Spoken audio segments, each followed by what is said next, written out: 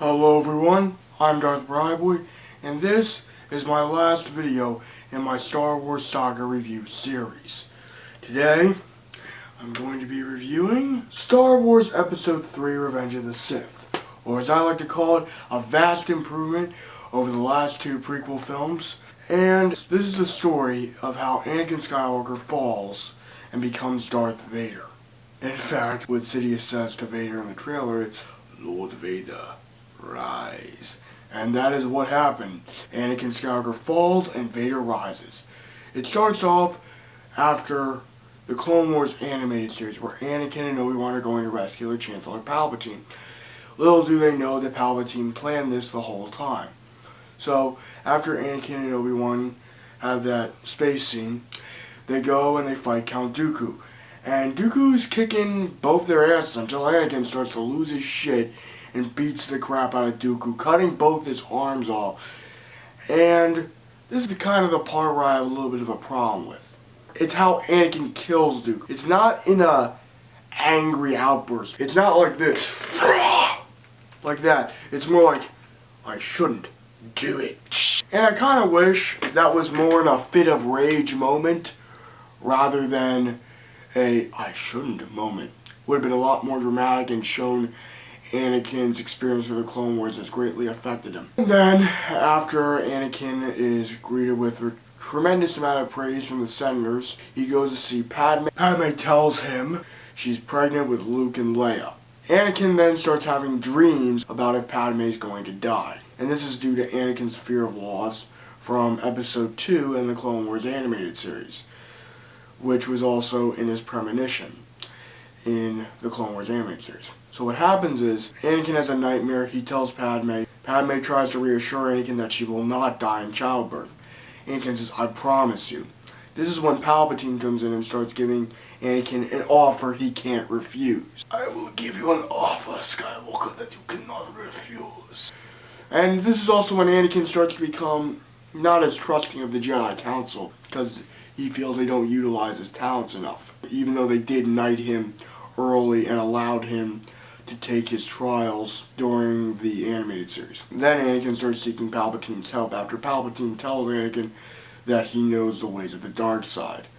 Anakin's like, "How do you know the ways of the dark side?" And then Anakin finds out he's a Sith Lord, alerts the Jedi Council. This is right around when Obi-Wan Kenobi kills General Grievous, who is still a badass, but not as much of a badass as he was in the animated movie.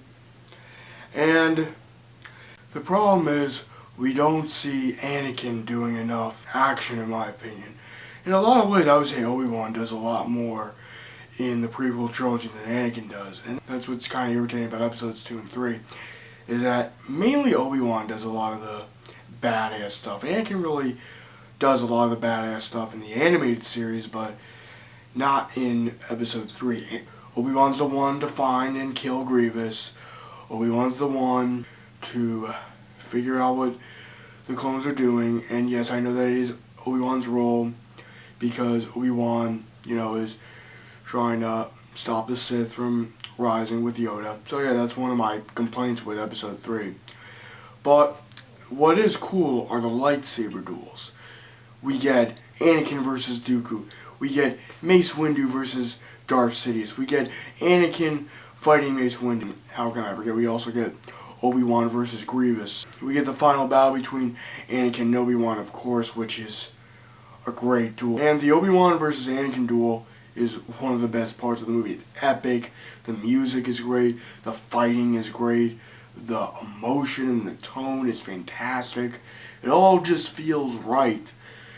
And we do get the Sidious versus Yoda duel, which, again, I must bring up, does get me a little bit irritated, because I feel that Yoda and Sidious should not be having lightsabers, because in episode 6, Sidious mocked the lightsabers if it was just a toy, and Yoda in episode 5 seemed to be powerful enough to where he didn't need to use a lightsaber. My favorite part of that scene with Sidious versus Yoda is when Yoda loses his lightsaber and he's just fighting the Force lightning against Sidious, and that's a great scene. And of course, Leia and Luke are born, and my problem with this scene is that we don't get a scene where Padme says, "Let me hold my children before I die." I really wish we had a scene where Padme holds Leia in her arms and is just looking at her, and she dies like this, like she's smiling, and then she dies holding Leia in her arms. And that would be an excuse as to why Leia can remember it better than Luke can. But overall, I think Episode 3 did a great job of what it had to do. It showed Anakin's rise and fall. If you watch the Clone Wars animated series, it all ties up really well. It fits really smoothly into Episode 4, A New Hope. And we do get to see the whole formation of the Vader suit. Again, with the Vader thing, the no in Episode 3, I can kind of tolerate more, but I think it should have been Anakin have a warrior cry going when he finds out Padme's dead. I understand what Lucas's motivation was, but at the same time, the no was unnecessary. But we do get to see Luke going to Tatooine and Leia going to Alderaan, and it ends with pretty much the same shot as A New Hope, where Luke is looking toward the future. And that scene is called exactly what it is, A New Hope. Overall, I give Episode 3 an 8 out of 10. It has some flaws, but it's a great movie-going experience. And I will be reviewing Watchmen and V for Vendetta very soon. Live long and prosper, and have a nice day.